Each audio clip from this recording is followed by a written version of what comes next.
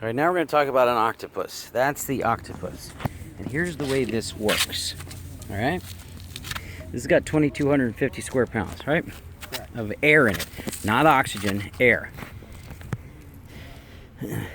If you took all the air in a single car garage, right? Take a single car garage, squish the sidewalls in together towards each other, the back and the front wall towards each other, and the ceiling and the floor, and got it into a tank this size, that's how much air you'd have. Now, they also scrub out the water, the moisture, when they do that, so it doesn't rust the inside of the tank, all right? But it's 2,250 pounds per square inch. We need to knock that down. So, that's what this sucker does.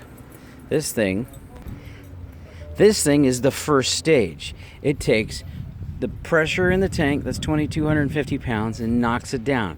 I'm not sure to what it knocks it down. It might say on it. It says 250, 232 bars. So 250 pounds it looks like it knocks it down to.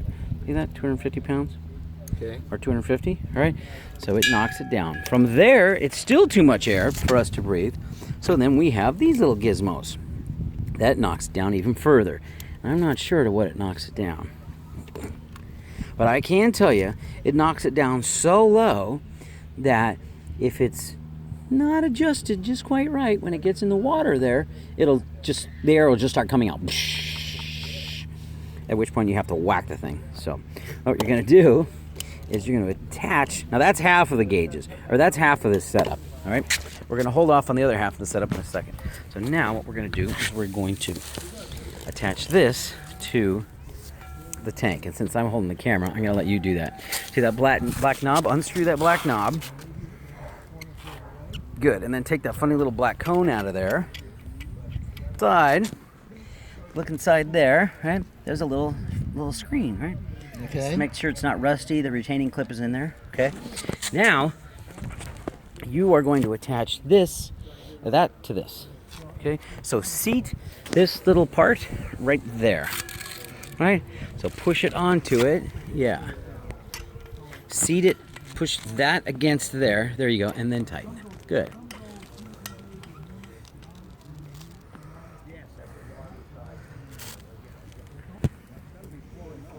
Okay, it's now attached.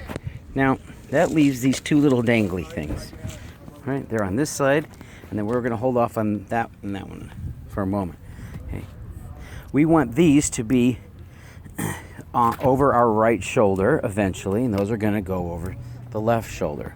Now, if you, and we'll get onto that in a second, I guess. If you wanted to adjust this or pivot it, you could loosen this up a little and then kind of turn it like that, and then tighten it back up again. All right, so if you had to do that, you can do that. Right? Okay. Now, there's a little knob right here. Crack this knob a little bit. Slowly.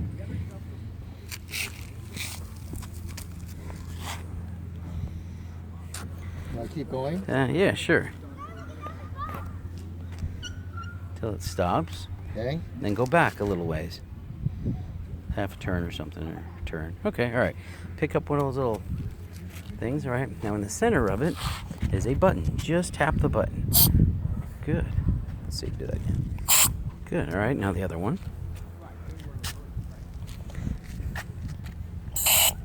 Good, all right. On to the next issue at hand. Here, take that. Those are the gauges. All right? The gauges tell us a couple things. First of all, there's a compass on the back. All right? All right. And on this side, it tells us a couple things. We have a depth gauge, right? 10 feet, 20 feet, 30 feet, right? 150 feet, good heavens. By the way, we're not going to go 150 feet. We're not going to 150 feet. Okay. And then, down here is the pressure gauge. So remember, we said that this tank went up to 2,250 pounds, right? But what's it at now? It's at 1,500? 1,250? 1,300? Yeah, 1250. 1,250. So it's been used, but there's still air in it. It's because I used it yesterday. Uh-huh. Okay?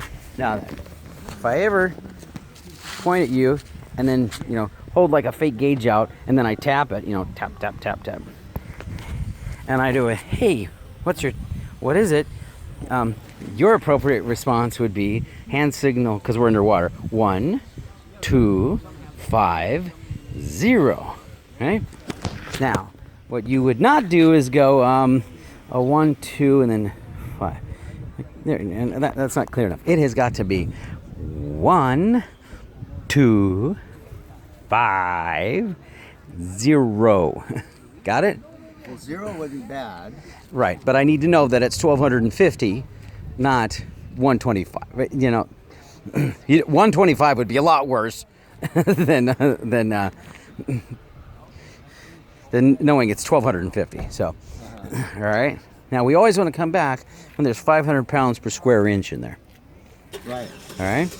Yeah. Got it. I think it's also got a thermometer on it, right? Uh-huh. Yeah. Does that cold it or hot? It's almost 80. All right. All right. So that's your gauge. So now, if at 500, how much air is that, more or less? Ooh, now I guess that's that a good depends. question on your depth. On Yeah. my depth, and probably how hard I'm breathing as a person. Sure. Sure. Like I know, for instance, when I was underwater and getting engaged in Kauai on one flipper with my board out saying, "Will you marry me?" I had been sucking down my air like crazy, while my my girlfriend at the time was having plenty of air left. Ah. So, how much stress you're under could also have a bearing on. How much air you're Yes. sucking down? Sure, absolutely.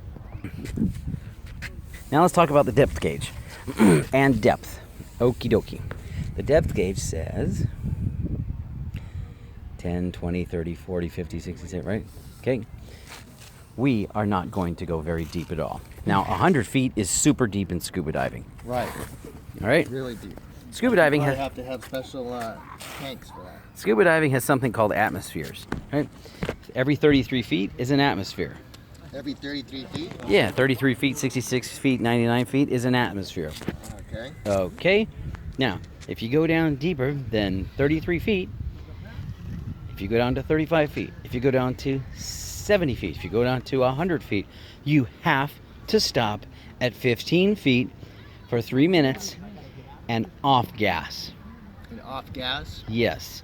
Nitrogen builds up in your bloodstream, and the little nitrogen bubbles find other nitrogen bubbles, just like emos at the mall. They find each other, and then they end up in clumps at the food court near Cinnabon, and they all look sad and mopey. Well, that's what nitrogen does, and then it breaks loose, and it floats around your body, and it lands in joints and in your brain, and then it's not good. And so you want to stop at 15 feet anytime you go deeper than 33 feet. But to be much more conservative, just stop every 10 feet on the way up for a minute. A minute. A minute.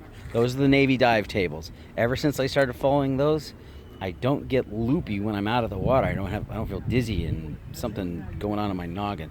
So from nitrogen narcosis or something. So Well, we're always wondering if there's anything going on in that noggin. Has nothing to do with scuba diving. now today we're only going to go down to 4 feet, but like let's say we went down to 15 that's feet. Embarrassing. Do not even post that. Let's say we go down to 15 feet, right? Down Well, to 4 or feet. 20 feet, right? Which we're not going to, right? We would simmer around at 15 feet for a while, and then go to 10 feet for a while, and then go up to 8 feet for a while, and then 5 feet for a while, and then 4 feet for a while, and then we'd stand up and come back in. So, all right? Yeah. All right, so now let's talk about the other gizmos, the other gizmo on here. This takes air from the tank and sends it to the vest. You'll notice on the end of here, there's a little spring button. Yeah, yeah. I'm familiar with such a device. That has to lock. It'll make a little clicking sound when we attach it Okay. to that vest right there. Speaking of which, let's grab that vest. Hold on. That ends this video.